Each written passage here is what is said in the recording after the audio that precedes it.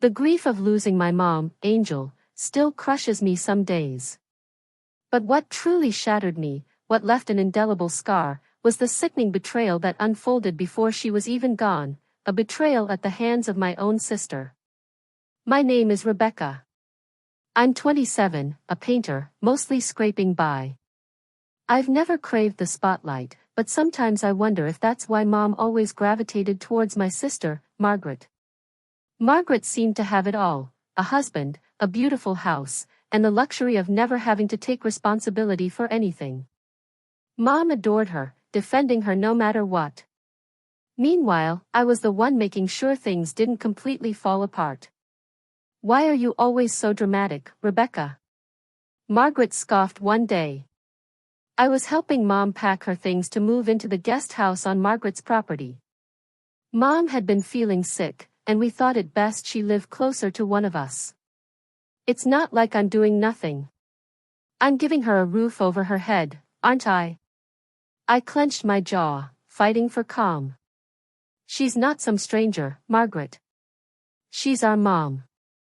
And that roof is a guest house you haven't used in years. Also, she's paying rent. You're not giving her anything. She rolled her eyes, crossing her arms. Do you know how many people would kill for a setup like this? She's lucky to have me. Lucky? The word tasted like ash. You mean lucky that I'm here handling everything while you take the credit? Margaret just shrugged, sauntering off towards her house, leaving me stewing in a potent mix of anger and disbelief. It was always like this. She'd do the bare minimum and act like a saint for it. Later that evening, the doctor called with the results. Margaret, it's bad, I choked out, my voice trembling. It's lymphoma. The doctor said 6 months, maybe a year. There was a cold silence on the other end. Finally, her response came, annoyingly flat. Well, that sucks. But at least she has her little house here. That's something, right? I blinked, gripping the phone tighter. That's all you have to say? That sucks. She's dying, Margaret. Dying. What do you want me to do, Rebecca? She snapped. Drop everything and become her private nurse? I have a life too, you know. You could start by showing some basic compassion. I shot back. Maybe take her to a doctor's appointment once in a while, or spend some actual time with her. She sighed loudly. Look, I'm doing what I can. Let's not make this about you, okay? I hung up. There was no point. Margaret would always find a way to turn things around and make herself the victim. After Mom got sick and started treatment, she became too weak to manage her personal finances. Since I was the one handling her day-to-day needs, Margaret offered to take over her bank account and bills. I didn't love the idea, a knot of unease formed in my stomach, but Mom trusted Margaret, so I swallowed my doubts. I thought, maybe, just this once, Margaret would step up and actually do the right thing. Then one day, Mom asked me to check her bank account balance. She was worried about some upcoming expenses and just wanted to be sure she had enough. Rebecca, could you stop by the bank for me? She asked, her voice frail but warm. I just want to make sure everything's in order. Of course, Mom, I said, brushing a strand of hair from her face. I'll handle it. I went to the bank that afternoon, still thinking everything would be fine. But when the teller handed me the account summary, my heart plunged into my stomach. Her account was almost empty. The savings she had worked so hard to build after selling her car. Gone. And then I saw it, one massive withdrawal made a few weeks earlier. The name on the transaction hit me like a physical blow, Margaret Bennett. I stared at the slip, my hands trembling. There had to be some mistake. Margaret wouldn't, no, she couldn't. But the evidence was right there. I stumbled out of the bank, the cold air hitting my face like a slap, and called Margaret immediately. What's up? She answered, far too casually, as if we hadn't been through months of hell. Are you serious? I cried, my voice shaking. Margaret, why the hell did you withdraw all of Mom's money? There was a pause. Rebecca, calm down. It's not what you think. Not what I think. I snapped. Her account is empty, Margaret. Empty. And there's a transaction for the full amount with your name on it. She sighed, like I was the one making a big deal out of nothing. It's a loan, okay? I needed the money for some unexpected repairs. I was going to put it back in a few months. Mom doesn't even know. It's not like she needs it right now. A loan? I almost laughed, the bitterness choking me. You think you can just borrow every last penny she has? Without asking her? Without telling anyone? She's sick, Margaret. That money wasn't yours to take. Don't be so dramatic, Rebecca, she said, her voice sharp now. I'll pay it back. I always planned to. You're blowing this way out of proportion. You've got to be kidding me. My voice was low, trembling with a fury I rarely allowed myself. Mom is dying, and you think this is about me being dramatic? You're disgusting, Margaret. I could feel my hands shaking, gripping the phone tighter, trying to steady myself. You have no idea what this has done, do you? Mom asked me to check because she was worried about paying for her groceries. Margaret. Groceries.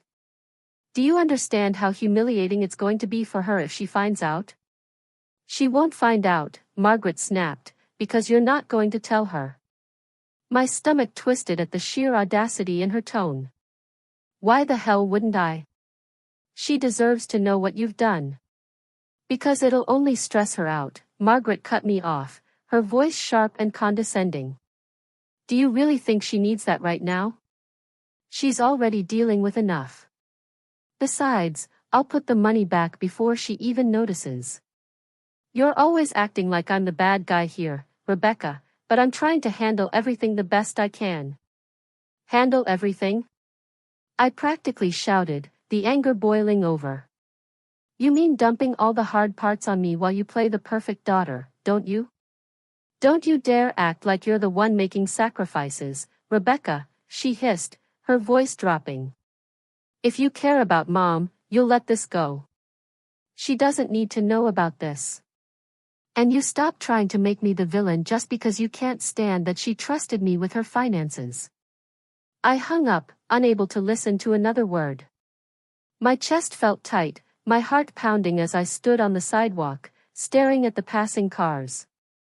Margaret was trying to spin this into something noble, as if she was doing Mom some kind of favor by stealing from her. But what could I do? Telling Mom would break her heart, and the thought of adding to her pain made me feel sick. I felt utterly alone, trapped between a rock and an even harder place. By the way, if you're finding yourself gripping your seat right now, or if you've ever felt this kind of impossible dilemma, do me a favor and tap that subscribe button. You won't want to miss what happens next, trust me, it gets wilder. I needed to talk to someone, to vent, to make sense of the storm brewing in my head.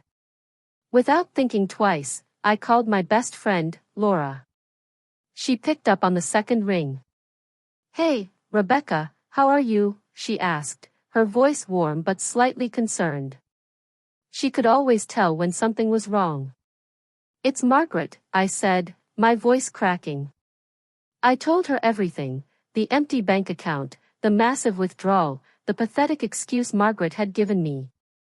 By the time I finished, I could hear Laura's breathing quicken. She took everything? Laura asked, disbelief dripping from her voice. And she expects you to just keep quiet about it? It's a loan, I said bitterly, pacing my small living room. She's acting like she's doing Mom a favor by not telling her. Laura didn't respond right away. When she did, her voice was low and firm. Rebecca, you can't let her get away with this. What if she doesn't pay it back? Your mom needs that money. She's depending on you. I know. I said, running a hand through my hair. But if I tell Mom, it'll crush her. And Margaret knows that. She's using it against me. Of course she is, Laura said sharply.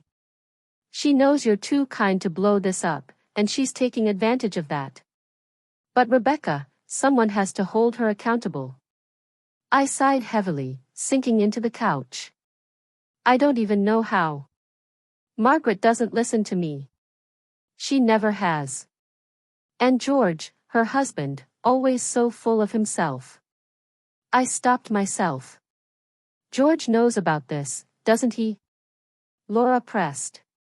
He has to. Probably, I admitted. He's just as bad as she is, always backing her up no matter what. You should have seen how smug they were when Mom moved into that guest house, like they were saints for letting her live there. You're not alone in this, Laura said gently. I'll help however I can. But Rebecca, you need to stand your ground. Her words gave me a small flicker of strength, but I still felt utterly trapped. I couldn't tell Mom. I couldn't confront Margaret without it escalating into a full-blown war. But I couldn't just sit there and let her walk all over us. The next few days were unbearable. I couldn't get the thought of Margaret's betrayal out of my head.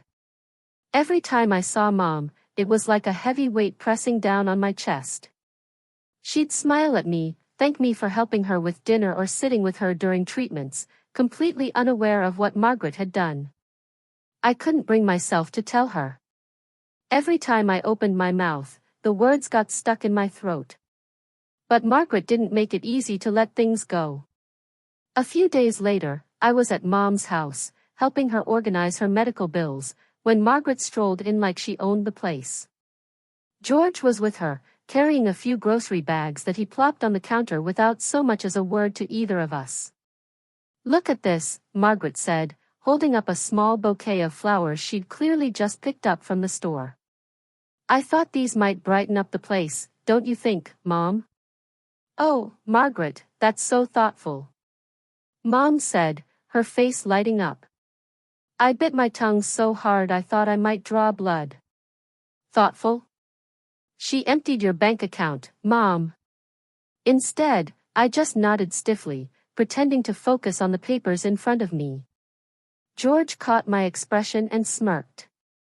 You should learn a thing or two from Margaret, Rebecca. She's always thinking of others. It was the last straw. I slammed the papers down on the table and stood up.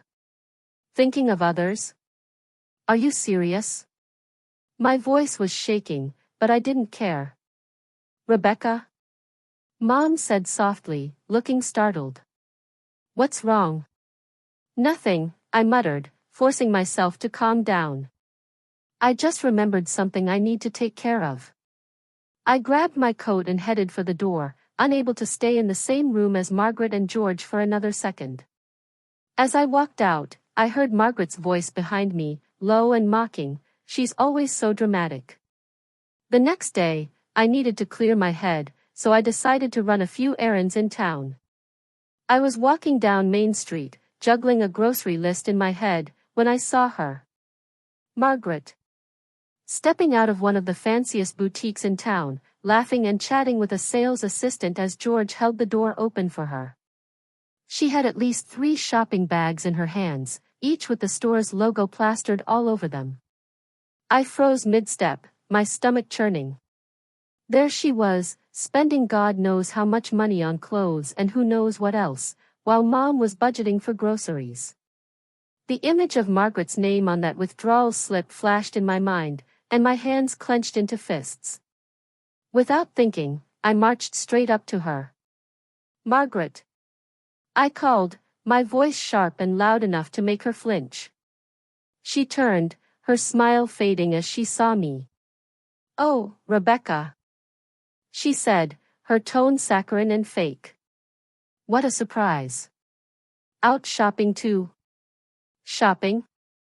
I hissed, glaring at the bags in her hands. What are you even doing here? Spending more of Mom's money? Her face tightened, but she quickly recovered, flashing a tight smile. Don't be ridiculous. This is my money. George and I work hard, Rebecca, not that you'd understand. George snorted beside her, clearly amused by her jab. Careful, Rebecca, he said smugly. Jealousy doesn't suit you. Jealous? I laughed bitterly. No, Margaret, I'm not jealous.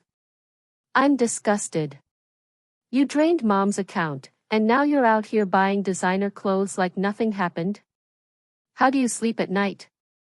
Margaret's expression hardened. She stepped closer, her voice low and venomous. I told you, it's a loan. And if you care about Mom, you'll drop it. Do you want her to know about this? To worry about something she doesn't need to? I stared at her, my chest heaving with anger. You're unbelievable. Mom deserves to know the truth. She deserves better than you. Margaret leaned in closer, her voice dripping with venom. You tell her, and you'll break her heart. She's already sick, Rebecca. Do you really want to be the reason she gets worse? Think about that before you open your mouth. As I stood there, fuming at Margaret's audacity, a wave of memories hit me. This wasn't the first time Margaret had pulled something like this, and deep down, I knew it wouldn't be the last. Mom, bless her sweetheart, had always been Margaret's biggest booster, no matter how awful her behavior was. When we were kids, Margaret had a knack for pushing every limit. She'd borrow money from Mom's purse for concert tickets or new shoes.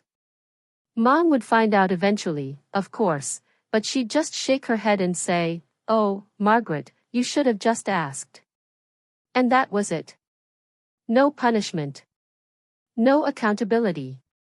Just forgiveness on a silver platter. Even as we got older, nothing changed.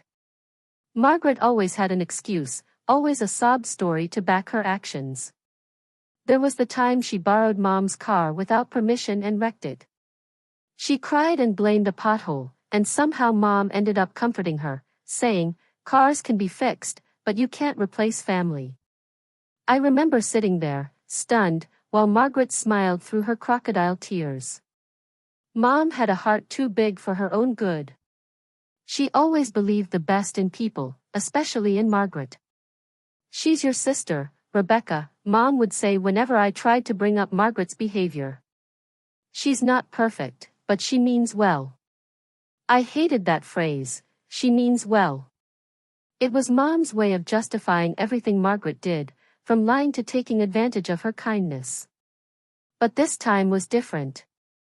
This wasn't a harmless mistake or a moment of bad judgment. This was calculated, cruel, and completely unforgivable. And yet, I couldn't shake the feeling that if Mom knew, she'd find a way to forgive her anyway. That was who Mom was, a sweet, selfless person who couldn't see the bad in the people she loved. Margaret and George had always measured people by one thing, money. To them, a person's worth was directly tied to their bank account. If you weren't wealthy, you simply didn't matter. I'd seen them brush off neighbors, coworkers, even distant relatives who didn't fit their idea of successful. There was this one time when Mom invited Mrs. Hathaway, an elderly widow from down the street, over for tea. She'd been a kind woman, always bringing baked goods and little gifts for Mom. But when Margaret and George stopped by and saw her sitting there in her worn-out cardigan, Margaret barely acknowledged her presence. George didn't even bother hiding his disdain. Later, Margaret pulled me aside and said, "Why does Mom even talk to people like that?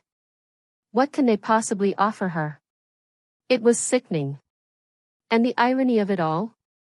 Their own so-called success was as fragile as glass. Beneath the surface, George and Margaret were drowning in debt. They'd been borrowing money from the bank for years, refinancing their home, maxing out credit cards, whatever it took to keep up appearances. Margaret once let it slip to me, after a few too many glasses of wine, that they were stretched thin, but she quickly laughed it off, saying, "It's just temporary, George's investments will pay off soon." But they never did.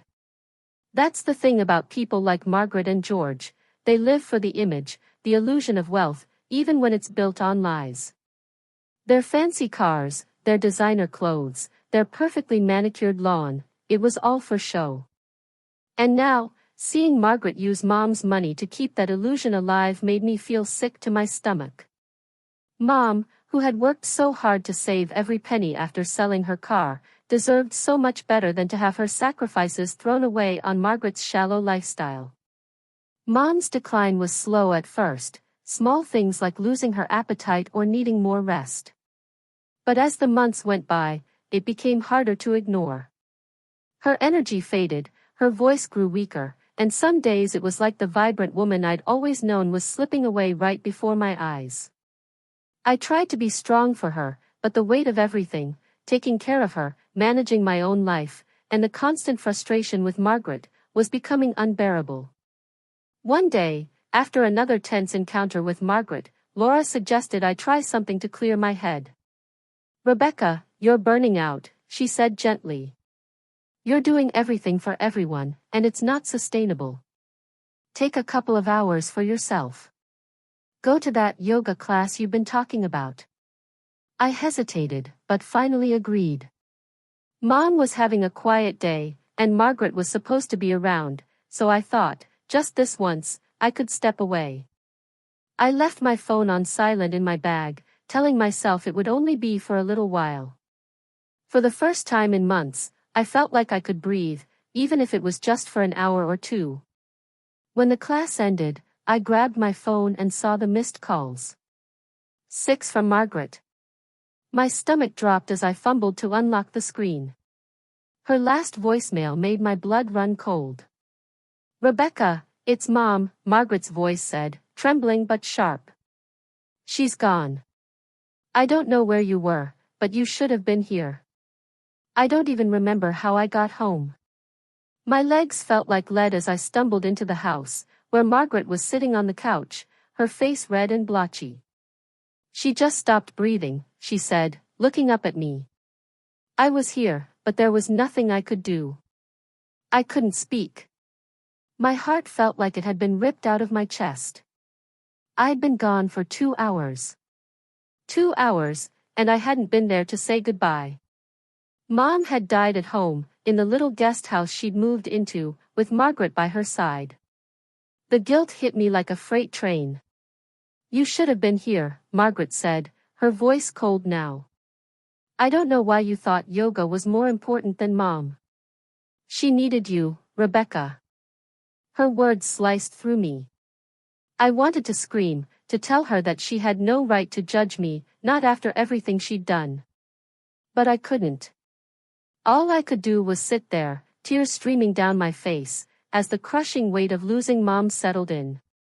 The day of Mom's funeral was cold and gray, the kind of weather that seeped into your bones. Mom had been deeply religious, so it was only fitting that the service was held at her beloved church. The stained glass windows cast soft colors onto the pews as the organ played a somber melody. I sat near the front, clutching a tissue in one hand and a picture of Mom in the other. My heart was heavy, not just with grief, but with the weight of everything that had happened. Margaret and George arrived late, of course, sweeping into the church as if it were a fashion show. Margaret was dressed in a sleek black dress that hugged her figure, her neck adorned with a pearl necklace that probably cost more than my monthly rent. George, in an expensive-looking suit, walked beside her, carrying an air of smug self-importance. The way they moved, it was like they thought the funeral was about them, not Mom. As they made their way to the front, I caught the whispers. People were glancing at me with judgment in their eyes, leaning toward each other to murmur behind their hands. My stomach twisted, and I tried to focus on the picture of Mom in my lap, but it was impossible not to hear. "Rebecca wasn't even there when Angel passed," one voice whispered. "Margaret said she was off doing yoga," another added, the disdain dripping from their words. I clenched my fists, my nails digging into my palms. Margaret had made sure to plant that seed in everyone's mind. She wanted them to see me as the selfish daughter, the one who abandoned Mom when she needed me most. And judging by the looks I was getting, it had worked. Margaret slid into the pew next to me, flashing me a tight smile that didn't reach her eyes. "You okay, Rebecca?" she whispered, her tone dripping with faux concern. "I know it must be hard knowing you weren't there for her." I stared straight ahead, refusing to give her the satisfaction of a response. The priest began to speak, his voice filling the church as he talked about Mom's kindness, her unwavering faith, and her love for her family. I felt tears sting my eyes as he mentioned how devoted she had been to her daughters. If only he knew the truth. As the priest continued his eulogy, his voice grew softer, more intimate, as if he were speaking directly to each of us. "Angel was a remarkable woman," he said, glancing at the congregation. "She loved deeply, forgave endlessly, and carried a quiet strength that inspired those around her. In my final visit with her, just days before her passing, she entrusted me with something very personal, a letter." A murmur rippled through the church. My breath hitched. "A letter?" I glanced at Margaret, who shifted uncomfortably in her seat. George furrowed his brow, looking confused but not concerned. I, on the other hand, felt a strange mix of curiosity and dread. "She asked me to read it today," the priest continued, holding up a sealed envelope. "It was her final wish, and she made me promise that I would share her words with all of you." The church fell silent. You could have heard a pin drop as he carefully opened the envelope and unfolded the paper inside. The anticipation was unbearable. My heart pounded as the priest adjusted his glasses and began to read aloud. "To everyone gathered here today," he began, his voice steady, "I want to thank you for coming to celebrate my life. I lived a life of love and faith, and though it was not without challenges, I leave this world with gratitude in my heart. However, there is something I must say before I rest. Something that weighs heavily on me, and must be brought into the light." I froze. I could feel the tension in the room as everyone leaned in, waiting for what came next. "I have always believed in forgiveness," the priest read, his tone solemn. "But forgiveness does not erase the truth. And the truth is, in my final months, I experienced a betrayal so painful that it nearly broke me. Margaret, my eldest daughter, I trusted you with everything, my care, my home, my finances. But you took advantage of that trust in ways that no mother should ever endure." Gasps echoed through the church.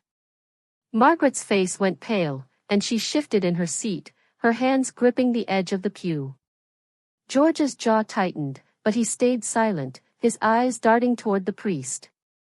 "You took the money I had saved from selling my car, money I had set aside for my care, for emergencies. Rebecca, who gave so much of herself to ensure I was never alone, I know that you knew about this but decided to protect me so that I wouldn't suffer in my final months. God bless you for being such a wonderful child." The priest continued, "Margaret, you drained my bank account and what was left of my energy, leaving me with nothing. I knew. But I kept quiet. I didn't want to shame you or cause more pain in my final days. But people need to know who you are." My hands flew to my mouth as tears streamed down my face. She knew. All this time, Mom knew. The guilt, the fear of breaking her heart, it had been for nothing. She had carried that pain herself, silently. The priest's words lingered in the air. Heavy and unshakable. The silence in the church was deafening. All eyes turned to Margaret, who sat frozen, her face pale, as if all the blood had drained from it. George shifted uncomfortably beside her, his usual smugness replaced with uneasy silence. No one said a word, but the weight of judgment in the room was palpable. I didn't move. My tears were flowing freely now, but they weren't just for Mom. They were for the truth she had carried alone, for the strength it must have taken to leave this world with grace, despite everything Margaret had done. My chest ached with a mix of grief, relief, and rage. Margaret finally broke the silence. She stood abruptly, her chair scraping loudly against the floor. "This is ridiculous," she hissed, her voice trembling with indignation. She was sick. probably confused. I did everything for her, everything, and this is how she repays me. People around her started to whisper, their faces filled with shock and disdain. George grabbed her arm, trying to pull her back down, but she yanked it away. You don't know what it's like, she continued, her voice louder now, almost desperate. I was under so much pressure. I needed that money for the house. For both of us. That's enough, Margaret, the priest said firmly, his voice cutting through the tension like a blade. This is not the time to justify your actions. Your mother's words speak for themselves. Margaret glared at him, then at me. Her eyes burned with a mix of anger and humiliation. I hope you're happy, she spat, before storming out of the church, George trailing awkwardly behind her. The sound of the heavy doors slamming shut echoed through the sanctuary. I sat there, stunned, as people began to murmur around me. Some whispered words of sympathy, while others exchanged looks that said everything they thought about Margaret's outburst. Laura, who had been sitting a few rows behind me, came up and placed a hand on my shoulder. Rebecca, she said softly, her voice steady. Your mom saw you for who you are. She knew you were the one who stood by her no matter what. I nodded, my throat tight. Mom's letter had lifted a weight I hadn't realized I was still carrying. I had spent so much time protecting her, trying to shield her from the truth, and yet she had known all along. And even in her final days, she had chosen to protect me instead. As the service ended and people began to file out, many stopped to offer me condolences, their words laced with a newfound respect. Margaret's mask had finally slipped, and the truth was out. I wasn't sure what would happen next, for her, for George, or for me. But one thing was certain, Mom's voice, even in death, had given me a sense of closure I hadn't thought possible. That night, as I sat alone in my small apartment, I looked at the picture of Mom I had taken from the service. Thank you, I whispered, clutching it close to my chest. For the first time in months, I felt the faintest glimmer of peace. Mom's love had been bigger than Margaret's betrayal, and in the end, that love was all I needed to carry me forward. Have you ever been in a situation where you had to choose between protecting someone you loved and exposing a painful truth? How did you handle it, and what was the outcome? Tell me what you think, I really want to know. F.